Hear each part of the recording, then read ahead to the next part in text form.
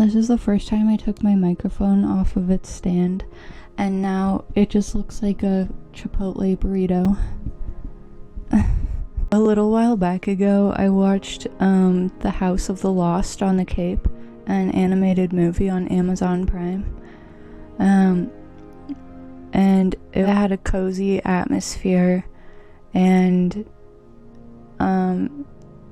it was about like a healing journey. So following a disastrous tsunami, two girls, Yui and Hiyori, a teenage runaway and a mute child, find themselves at a large old house on a beautiful cape. The house is owned by a mysterious old woman by the name of Kiwa.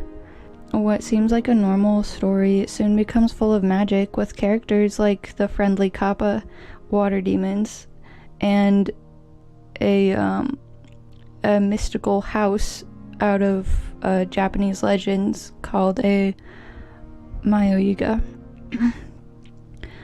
And it's really fun how they tell the legend of the Mayoiga in the movie, because they have like the animation kind of changes into like an older style, and it's gorgeous. And basically they run through the legend of the Mayoiga. The house is kind of alive, and it shows kindness and gives people favors and items for free. So as time passed, the girls went on a picnic with friends, got taken on a shopping spree by Kiwa, and Yui even started talking about getting a job in the city. The film really establishes the feeling of safety, of being able to lie your head down. It's kind of a film that tells you deserve to be safe and rest. The peace and tranquility doesn't last forever, because a negative side effect of the tsunami was that a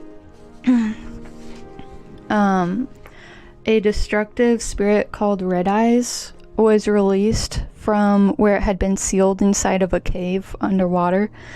And basically what Red Eyes does is feed off of people's trauma and fear and negativity. And because of the tsunami, there were a lot of people who had a lot of trauma, so Red Eyes was able to feed and get stronger and stronger. But yeah, and the old lady Kiwa is like friends with all of the supernatural creatures. It's kind of funny, honestly, how it introduces everything. Like the girls start seeing like the kappa and stuff, and the old lady is just like, oh yeah, those are my homies, and they're like, what the hell?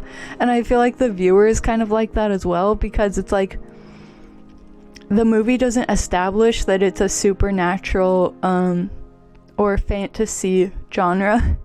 It just, like, except with the Mayoiga, I suppose, but it's like these creatures, the kappa just come up to the house, and you're just like, and once again, there's a feeling of like, oh no, they're gonna like hurt the main characters or something, but they're really chill.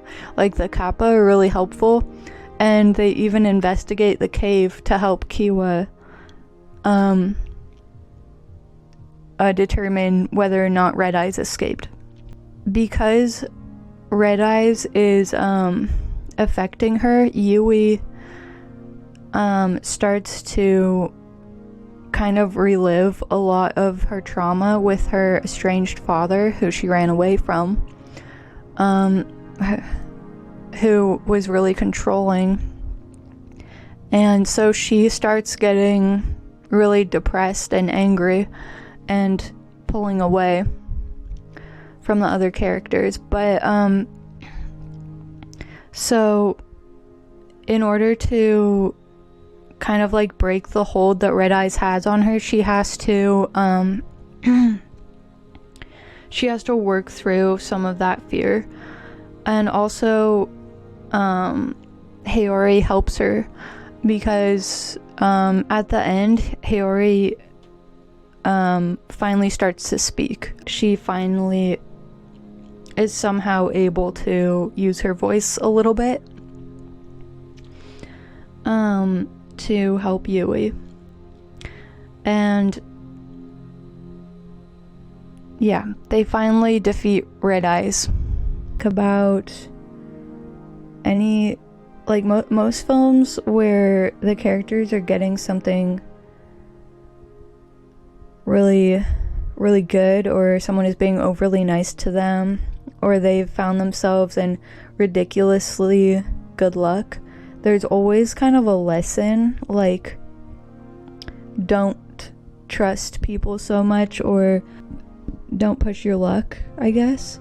And this movie is not like that at all. It's just, you know, two traumatized girls who have been through a lot and lost a lot, and, you know, it's really therapeutic, in my opinion, to watch them getting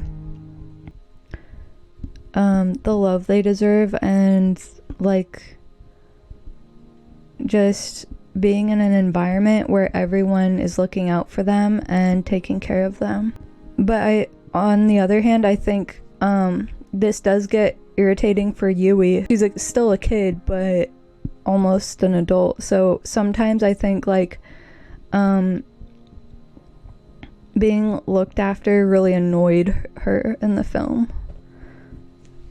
But yeah, it was a really sweet film about found family, and yeah, it was definitely a comfy film, except for the last half of it where people are getting attacked by a psychic demon.